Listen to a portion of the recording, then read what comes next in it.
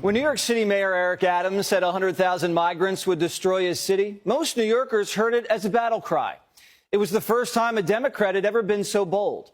Democrats were walking through a third world country in Midtown and pretending everything was fine. Well, the mayor realized we were going bankrupt and the sanctuary city dream was dead. But today, Alexandria Ocasio-Cortez held a press conference in Midtown Manhattan, the heart of the migrant crisis, to declare no, the sanctuary city dream lives on. And suddenly AOC had walked into a war zone. Close the border! States of America! Yeah, that's it. What is there? What is this here then? Yeah, barriers for who? For who? For us? The city's on edge. This is not a crowd to lie or lecture to. We seek to do, and what we seek to do is to make sure that all the resources are necessary and that we are joining with the city and state administrators. Most real New Yorkers, we don't do photo ops. We don't have time. This isn't Washington, D.C. You don't come to New York City, plant a mic, and tell you, we're better than you, and that we need to be more compassionate and understanding. New York's been pretty compassionate with the migrants so far. We've been paying for $500 a night hotel rooms. We gave them Xboxes, flat screens, cribbage. They don't even play cribbage. We've been doing their laundry for them. We even cooked culturally appropriate food for them after they threw away our PB&Js. And now they're getting free education and free health care. And they're paying no taxes, but for us, we pay the IRS half. AOC has ignored New Yorkers at her own political peril, and now she's not welcomed in her own town. What did you think that AOC, when she came out, and other members of Congress, they had this press conference, what did you think about their comments? They will never be allowed to walk down the streets again. They have destroyed our city, and New York, especially Queens, is woken up. This is up to us. This is up to each and every one of us to stand up.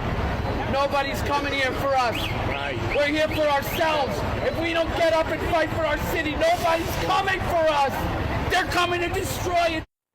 AOC, who can waltz in anywhere she wants, Hollywood, the U.S. Capitol, Miami during the pandemic, can't walk around New York without getting chewed out by the people who love this city, because she clearly doesn't.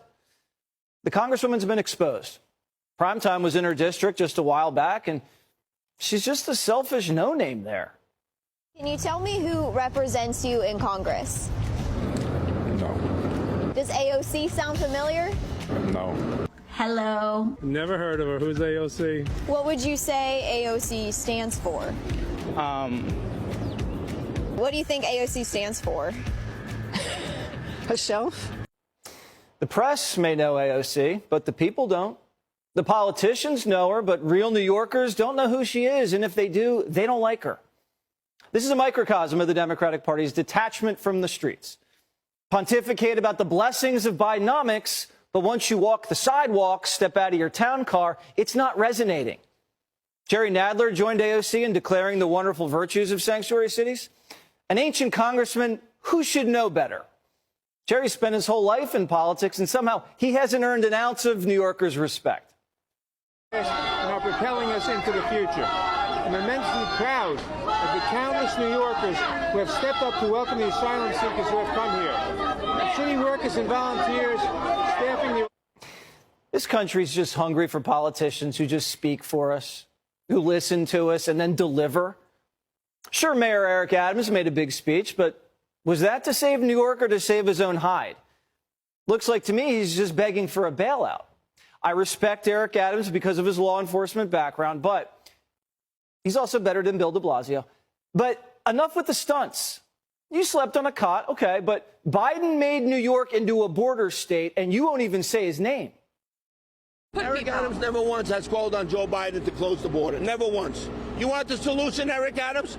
Call publicly, get up there on live cameras, stand there with Kathy Hochul, even in the Zoom, and call on Joe Biden to close the border. Because I'm going to tell you, if you don't if you don't stop giving away the freebies, they're all coming. Jose is calling Juan, saying, come on across. We're in $500 a night hotels. We're getting $1,000 scooters.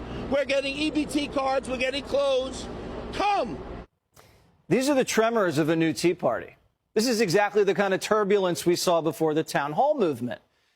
In 2008, politicians bailed out Wall Street and let Main Street crumble.